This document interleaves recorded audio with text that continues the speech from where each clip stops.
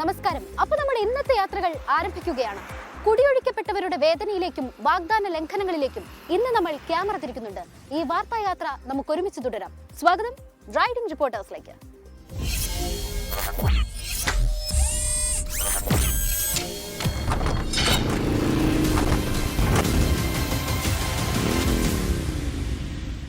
ഡൽഹിയിൽ പ്രധാനമന്ത്രിയുടെ വസതിക്ക് സമീപമുള്ള 3 ചേരികളിലെ കുടുംബങ്ങൾക്ക് നോട്ടീസ് നൽകിയിരിക്കുകയാണ് അധികൃതർ. വീടുകൾ ഒഴിയണമെന്നും പകരം താമസിക്കാനായി മറ്റൊരു സ്ഥലം ഏർപ്പെടുത്തുമെന്നുമാണ് അധികൃതർ പറയുന്നത്. എന്നാൽ വർഷങ്ങളായി താമസിക്കുന്ന സ്ഥലത്ത് നിന്ന് എങ്ങനെ ഒഴിയുമെന്ന ആശങ്കയിലാണ് ചേരി നിവാസികൾ. താമസ സ്ഥലം നഷ്ടപ്പെടുന്നവരുടെ വേദന പങ്കുവയ്ക്കുകയാണ് റൈഡിംഗ് റിപ്പോർട്ടേഴ്സിലൂടെ വിനീത വിജി.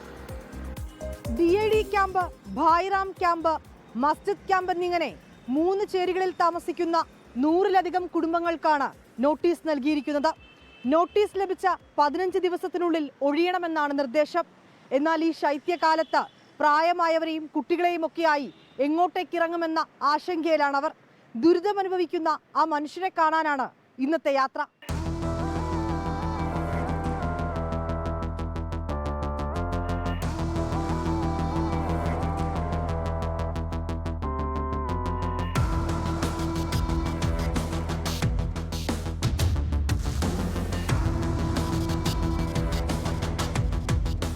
DID ക്യാമ്പിലാണ് ഞാനിപ്പോൾ ഉള്ളത്. അവിടെ വരുമ്പോൾ നമുക്ക് ആ വീടുകൾക്ക് മുന്നിലായി കാണാൻ കഴിയുന്നുണ്ട്, ഇങ്ങനെ നോട്ടീസുകൾ ഒട്ടിച്ചിരിക്കുകയാണ്. ഏതാണ്ട് 40-ലധികം കുടുംബങ്ങളാണ് ഇവിടെ ഉള്ളത്. ഇവർക്ക് ഇവിടെ നിന്ന് മാറണമെന്നുള്ള നോട്ടീസുകളാണ്. ആ കുടുംബങ്ങളുടെ പേര്, അവരുടെ മേൽവിലാസം, അവരുടെ നമ്പർ ഉൾപ്പെടെയുള്ള കാര്യങ്ങൾ ഇവിടെ ഇങ്ങനെ പതിച്ചിരിക്കുകയാണ്. കുടുംബങ്ങളെ സംബന്ധിച്ചിടത്തോളം അവർ വലിയ ആശങ്കയിൽ തന്നെയാണുള്ളത്. ഇവിടെ നിന്ന് ഏതാണ്ട് 40 കിലോമീറ്റർ കഴിഞ്ഞാണ് ഇവർക്ക് പകരം താമസ സൗകര്യം ഒരുക്കിയിരിക്കുന്നത്. അത് എല്ലാ ആളുകൾക്കും അത്തരത്തിലേക്കുള്ള സൗകര്യം ഒരുക്കിയിട്ടില്ല എന്നും അവർ പറയുന്നുണ്ട്.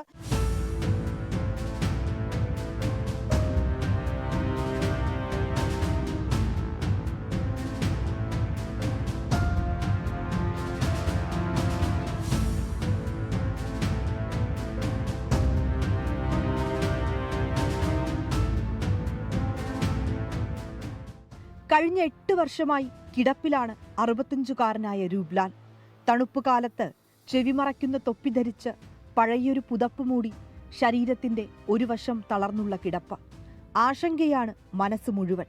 വീട് വിട്ടിറങ്ങണമെന്ന് നോട്ടീസ് ലഭിച്ചതോടെ ഇനി എങ്ങോട്ടേക്ക് പോകണമെന്ന ആശങ്ക. നിസ്സഹായതയോർത്ത് കണ്ണുകൾ നിറയുന്നുണ്ട്.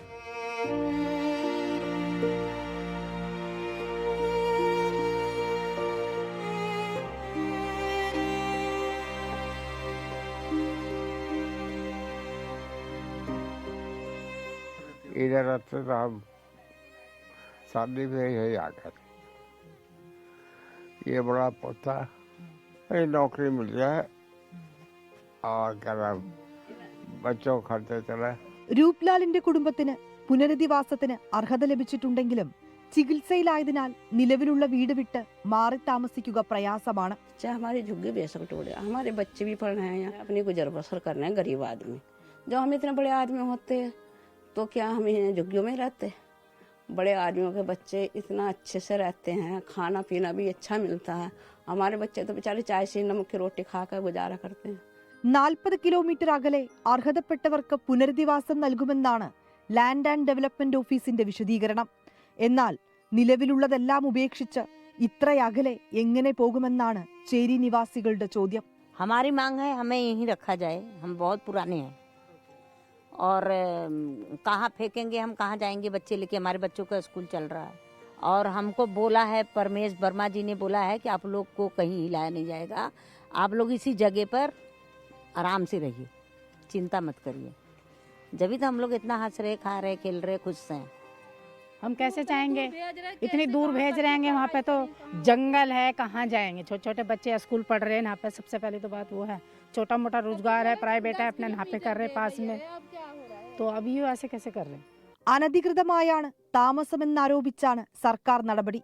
രേഖകൾ പരിശോധിച്ച് അർഹതയുള്ളവർക്ക് പുനരധിവാസം ഒരുക്കി നൽകും.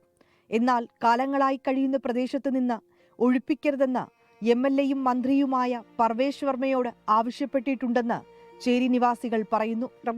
मेरे 17 बुढ़े हो गए, यहीं खत्म हो गए. बच्चों की शादीशुदा यहीं हो गए, पैदा यहीं हुए. अब ये बुढ़ापा आ गया हमारे पे, हम भी जाने वाले हैं.